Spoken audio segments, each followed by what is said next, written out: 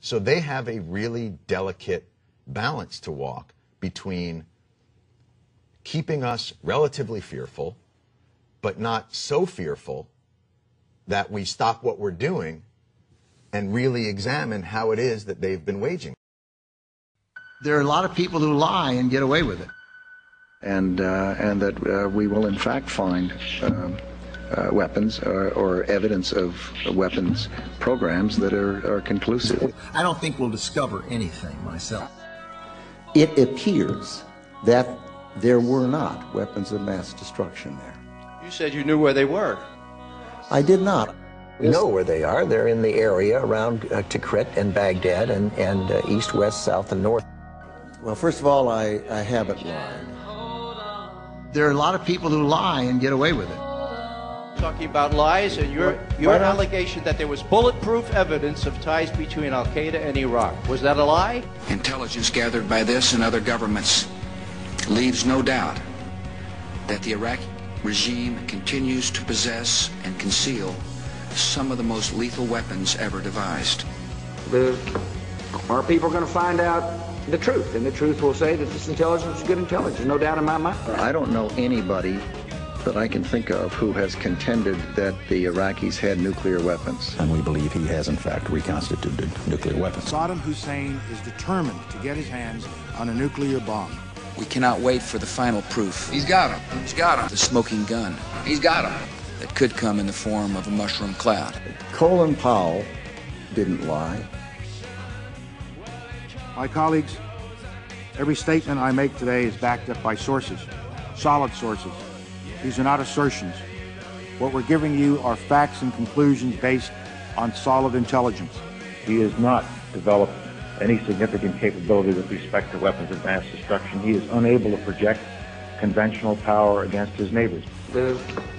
Our people are going to find out the truth. I have not suggested there's a connection between Iraq and 9/11. You have said in the past that it was, quote, pretty well confirmed. No, I never said that. Okay. I never think said that is... No, it's absolutely not. What I said was, it's been pretty well confirmed that he did go to Prague and he did meet with a senior official of the Iraqi intelligence service. Saddam Hussein aids and protects terrorists, including members of Al-Qaeda.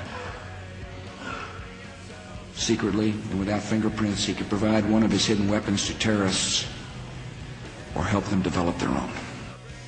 What did Iraq have to do with what? The attack on the World Trade Center. Nothing. He said there were three main reasons for going to war in Iraq. Weapons of mass destruction. Saddam Hussein has gone to elaborate lengths, spent enormous sums, taken great risks to build and keep weapons of mass destruction. The claim that Iraq was sponsoring terrorists who would have attacked us on 9/11. Before September the 11th, many in the world believed that Saddam Hussein could be contained. And that Iraq had purchased nuclear materials from Niger. The regime is seeking a nuclear bomb. All three of those turned out to be false.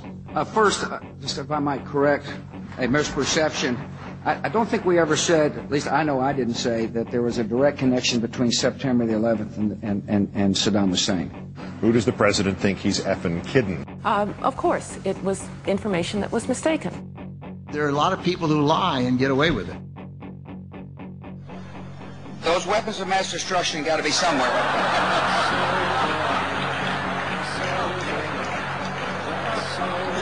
Nope, no weapons over there.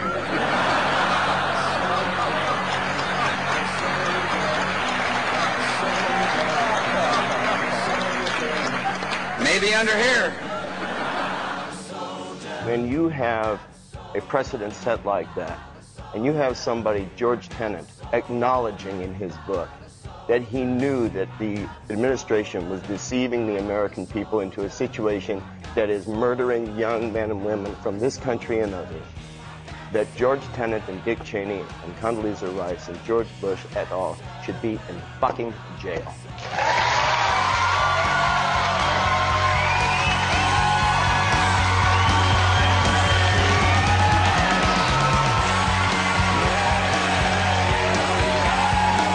I'm mad as hell, and I'm not going to take this anymore.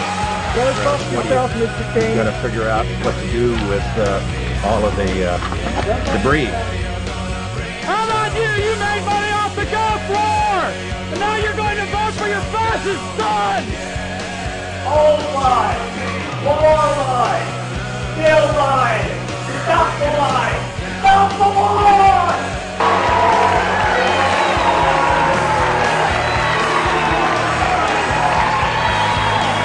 Andrew Todd Jr.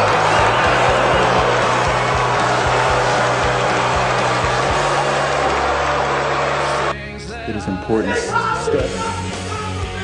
We're to be tried for treason! Do not, you son of a bitch!